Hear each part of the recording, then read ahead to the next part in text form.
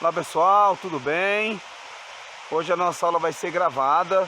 Bom, está na iminência de lançar um projeto no Distrito Federal e eu estou coordenando esse projeto. Então a aula de hoje, nesse momento que eu estou mandando para vocês, eu estou em reuniões, estou em atividades fora, então gravei a aula para vocês, deixei gravada. Esse local maravilhoso, é uma propriedade da família. Aquela cachoeira ali atrás serve para mandar qualquer estresse embora, né? Hoje, por sinal, tomei um banho nela ali e agora eu estou deixando gravada essa aula para vocês. Vou estar à disposição para dúvidas, basta mandar para o WhatsApp, todos vocês têm, e a gente vai tirando dúvidas de vocês no decorrer aí da semana. Então, nossa aula de hoje, como eu havia prometido, vamos trabalhar agora protocolos, mas a gente precisa entender as patologias. E o que mais irá nos procurar no nosso consultório, gente, na sua grande maioria, são as crises de ansiedade. Mas a gente precisa entender como funciona a ansiedade. Nós vimos lá atrás que são gatilhos, é um mecanismo de defesa que a gente tem, mas algumas coisas é importante que a gente entenda para que ajude a gente a entender melhor o nosso paciente. Então fiz uma anotação, fiz uma colinha aqui para poder adiantar, dinamizar um pouco mais e que a gente possa aproveitar o tempo de uma maneira mais otimizada, tá certo? Então fiz uma colinha, vou lendo aqui e nós vamos discutindo tópico por tópico, beleza? Vai aparecer um cachorro latindo aí, mas é porque os cachorros não tem, tá aqui na roça, não tem outro jeito aí. Se aparecer, estão lá longe, mas de vez em quando pode ser que apareça aqui no nosso vídeo, tá bom? Então, vamos lá. Crise de ansiedade. Então a gente precisa entender como que acontece a crise. Como que acontece? Na verdade, o nosso cérebro, ele detecta qualquer possível ameaça. Quando a gente detecta qualquer possível ameaça, o nosso cérebro, ele aciona uma glândulazinha, uma área do nosso cérebro. Essa área nós denominamos de amígdala, não só as amígdalas, a amígdala é uma área no cérebro. E essa área do cérebro, ela produz dois tipos de hormônios. Um hormônio é a adrenalina e o outro hormônio é o cortisol. O cortisol, ele age mais a longo prazo, mas a adrenalina não. A adrenalina, ela age a curto prazo. E quando ela age a curto prazo, ela cria em nós duas sensações. Uma sensação é a de enfrentamento ou a sensação de fuga. Então nós precisamos tomar essa decisão, fuga ou enfrentamento. E quando nós temos essa sensação, essa adrenalina age no nosso organismo, a gente tem manifesta-se algumas coisas no nosso organismo. Dentre elas, a gente pode colocar aí o suor, a gente tem palpitação, o nosso intestino trabalha de maneira diferente.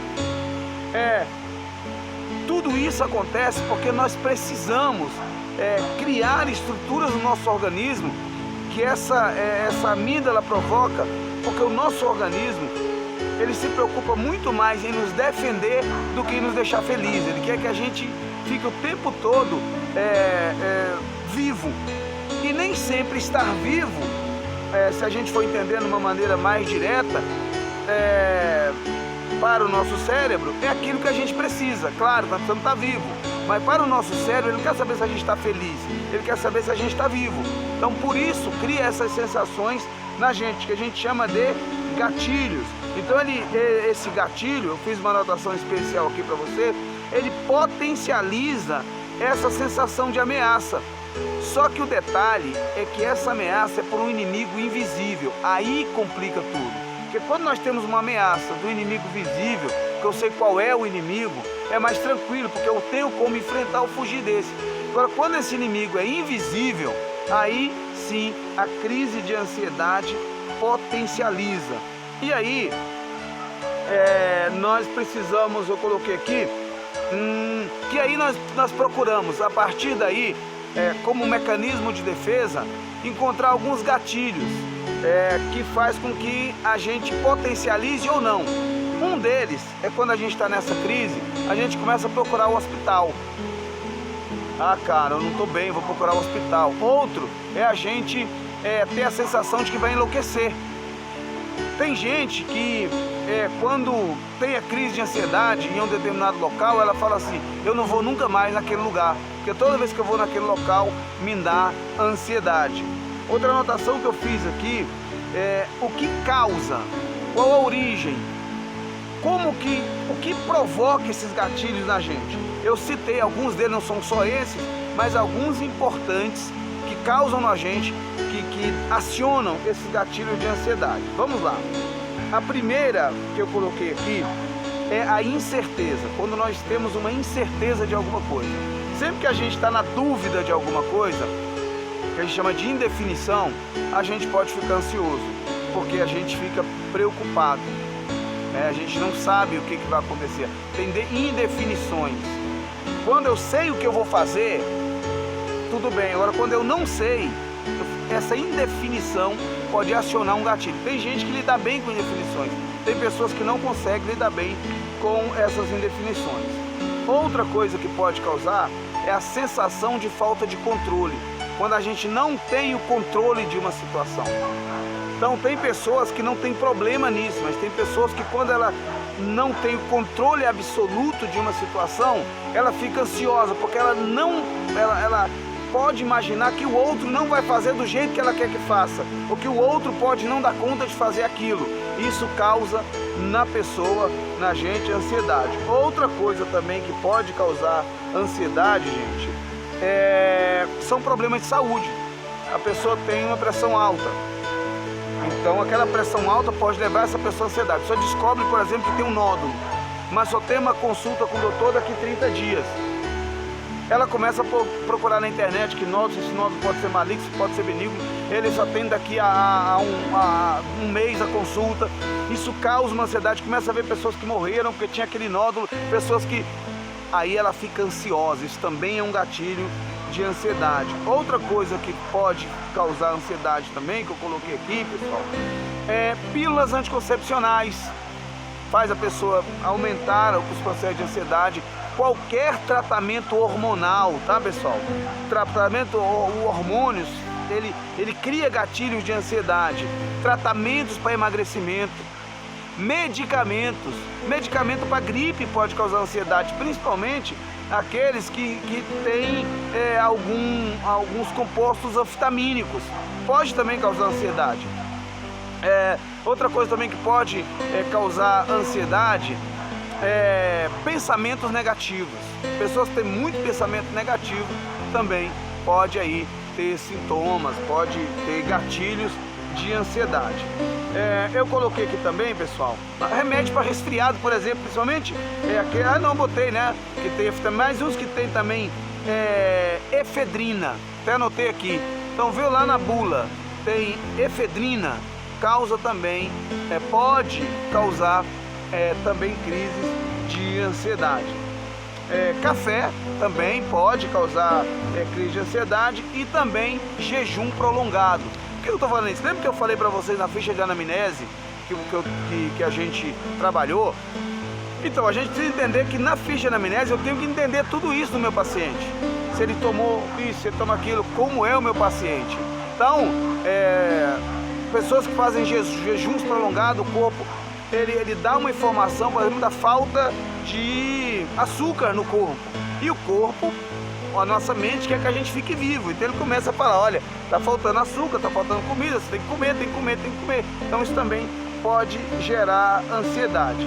E por fim, a gente lembra dos gatilhos por pensamentos negativos, tudo isso. E olha só que legal. Agora a gente vou falar de uma coisa importante nessa questão de ansiedade. Anotei aqui, ó. Nós não adoecemos por excesso de sofrimento, mas sim por falta de felicidade. As nossas ansiedades, elas são realmente... Só quem tem ansiedade sabe o que é ter ansiedade. E aí eu quero deixar claro para vocês que o nosso corpo, nós adoecemos, não é por sofrimento, não é porque a pessoa sofre demais, mas sim por falta de felicidade. Então, uma das propostas para tratamento contra a ansiedade é buscar formas da pessoa buscar a felicidade. Tem pessoas que não fazem nada para ser feliz. Tudo para elas é negativo, tudo para elas não funciona. Então você precisa acionar esse gatilho na felicidade. Mas aí, como nós falamos na ficha de anamnese na aula passada, você precisa entender que para que nós possamos tratar de maneira mais eficaz uma pessoa que tem ansiedade, nós precisamos primeiro fazer um bom diagnóstico. Se você não faz um bom diagnóstico, você não consegue traçar uma boa forma de cuidar dessa pessoa. Então, qual a técnica para você ter um bom diagnóstico? Você tem que entender 3 coisas importantes. A primeira delas, a frequência das crises. Qual a frequência das crises? Porque aí você vai entender se essa ansiedade ela é leve, moderada ou grave. A frequência das crises faz que você saiba se ela está num patamar leve, moderado ou grave. Outra situação para você entender isso é aonde essas crises acontecem mais. É no trabalho, é no trânsito, é quando ela está no meio de pessoas. Ou essa ansiedade é específica, por exemplo, de um medo de alguma coisa. Então, isso vai te levar a um bom diagnóstico. Então, primeiro saiba se essa ansiedade é de grau leve, moderado ou grave. Nós já vimos o que acontece na ansiedade. É um medo do que a pessoa não está vendo. E nós acabamos de ver também que isso é fisiológico, por isso essa sensação fisiológica, porque nós temos no nosso cérebro uma região chamada amígdala, e essa amígdala, ela gera, ela produz, ela acelera, ela dinamiza 2 tipos de hormônio, que é a adrenalina e o cortisol. Então, quando essa adrenalina é produzida, ela de maneira muito rápida causa na gente essas 2 sensações de fuga ou de enfrentamento. E aí nós temos sensações, reações no nosso corpo. Nós vimos isso. Vimos também que isso aí pode ser causado também por medicamentos, por café, por pensamentos negativos. Nós vimos que isso aí também pode ser gerado por um trauma. Nós não falamos, mas estamos falando agora por um trauma, relembrar esse trauma. Então, quando você faz esse diagnóstico, você consegue criar um protocolo interessante.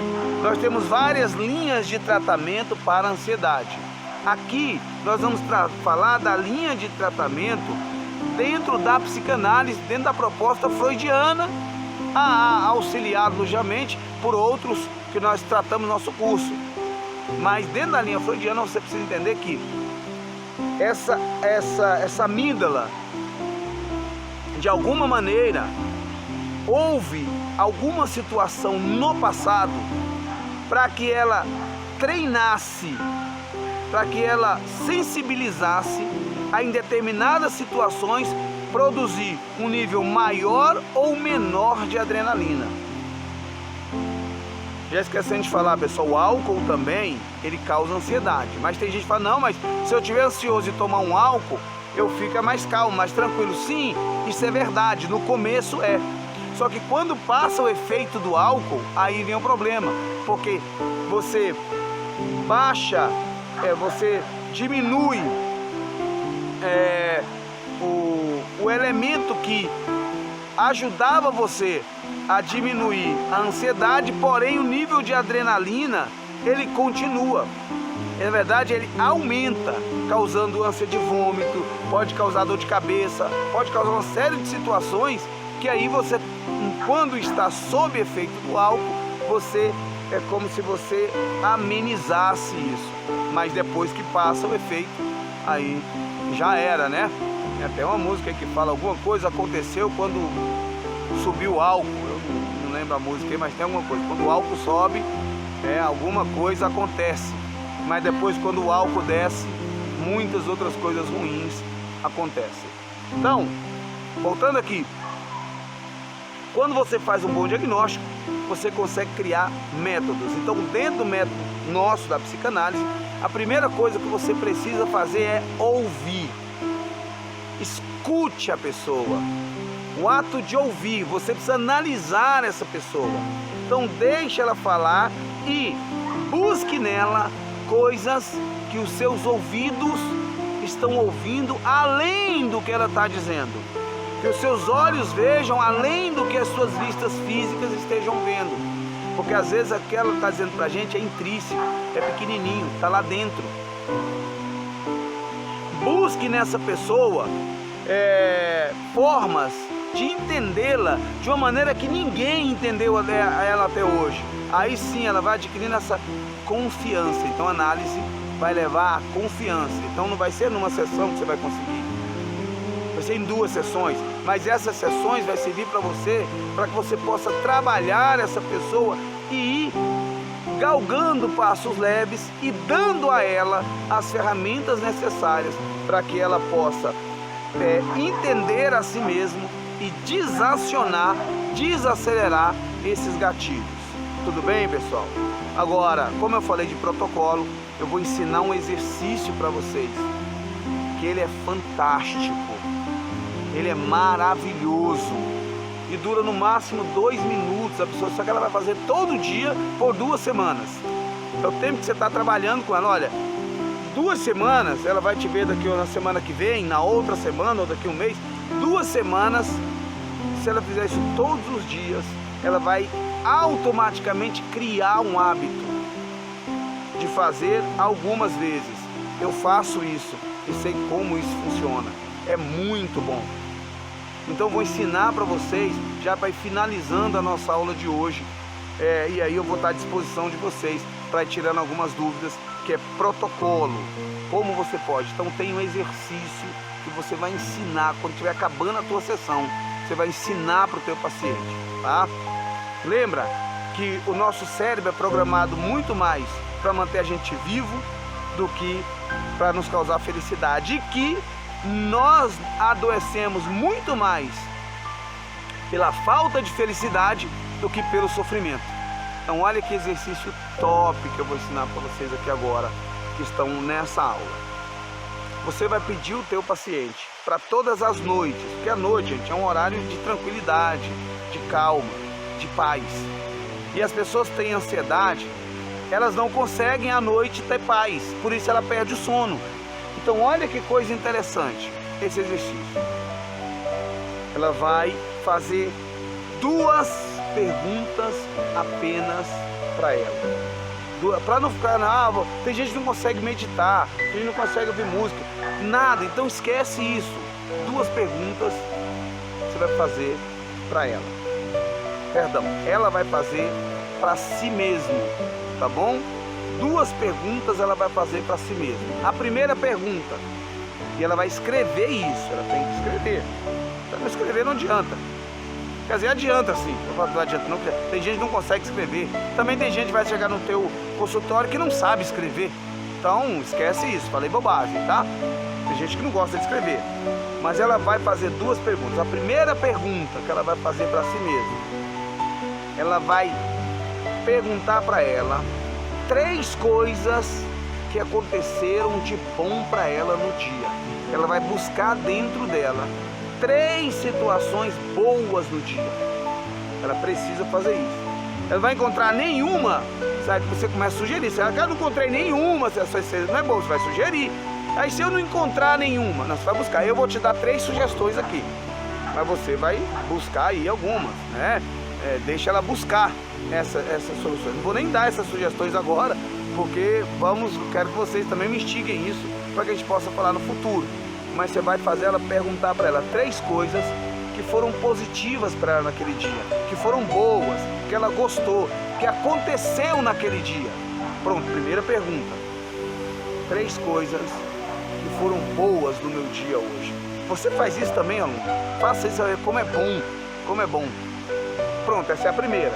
A segunda, o que eu fiz ou deixei de fazer para que isso tivesse acontecido? Gente, sensacional isso. E simples, tá vendo? Simples. Você vai ver o resultado disso. É extraordinário. Agora, aí você já começa a entender a pessoa também, se ela quer ou não ser cuidada, se ela quer ou não mudar a vida dela, se ela está disposta ou não a reverter o quadro que ela está, porque você é apenas um instrumento, você não vai fazer por ela, mas ela vai fazer. Então você já começa a entender o teu paciente. Então ele tem que fazer essas 2 perguntas. Citar para ele mesmo 3 coisas boas que aconteceram nele naquele dia. Você está instigando a pessoa a ver alguma coisa positiva. Porque a pessoa vai dormir, cara, na primeira noite ela não soube nada. No dia seguinte ela vai começar a prestar mais atenção. Pode ter certeza que ela vai começar a prestar mais atenção nas coisas boas. Quando acha, opa, beleza, olha só, acabei de dar um gatilho legal para vocês. No primeiro dia pode ser que ela nem consiga, ela está tão habitolada a coisa ruim que ela nem consiga ver 3 coisas. Mas ela vai ficar atenta, não conseguir entender nada. Então procura amanhã, e se ela mandar uma mensagem para você dizendo que não encontrou nada, fala para ela procurar amanhã, ela vai ficar mais atenta durante o dia. E ela vai ficar mais atenta. E depois você vai, na segunda pergunta é, o que eu fiz ou deixei de fazer para que isso pudesse acontecer? Aí ela vai começar a trabalhar isso. E quando ela começar a trabalhar isso, você vai estar dando para o teu paciente o que é mais sagrado dentro da proposta de psicanálise, ferramentas. E essas ferramentas irá torná-la pessoa melhor para quem? Para ela mesma. Lembre-se, nós temos que ser pessoas melhores. Para quem? Para nós mesmos, não para os outros. Nós temos que parar de dar satisfação para os outros. Nós temos que dar satisfação para nós mesmos. Quando nós fazemos isso, nós temos coragem de pedir desculpa quando nós temos que pedir desculpa.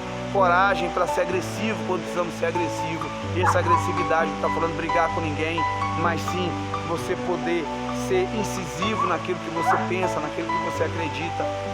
Tá certo, pessoal? Espero que a gente tenha tido um encontro legal e que o nosso encontro de hoje possa ter sido instrutivo para vocês. Estou à disposição, podem mandar perguntas no meu WhatsApp e a gente vai responder na medida do possível, tá bom? Quero fazer um convite especial para você que mora no Distrito Federal. Na quinta-feira agora, dia 15, a gente está lançando um programa, que é um programa de combate à síndrome pós-Covid. Vai acontecer no Núcleo Bandeirante às 10 horas da manhã. Estou muito empenhado nisso. E se você puder acompanhar, a gente vai mandar pelas redes sociais algumas coisas também. Mas fica aí o convite a todos vocês. Valeu, pessoal, tudo de bom, Deus abençoe e até o nosso próximo encontro, que será quarta-feira agora, no dia 14, tá? Não será no dia 15, porque no dia 15 eu vou estar envolvido nesse projeto, não vou conseguir ministrar aula à noite, porque eu estou viajando de volta para casa. Então na quarta-feira a gente dá a nossa aula, vai ser ao vivo. Então aproveitem, façam perguntas, para que chegar na aula a gente discuta melhor isso. Tudo bem, pessoal? Até mais, se Deus assim permitir. Valeu!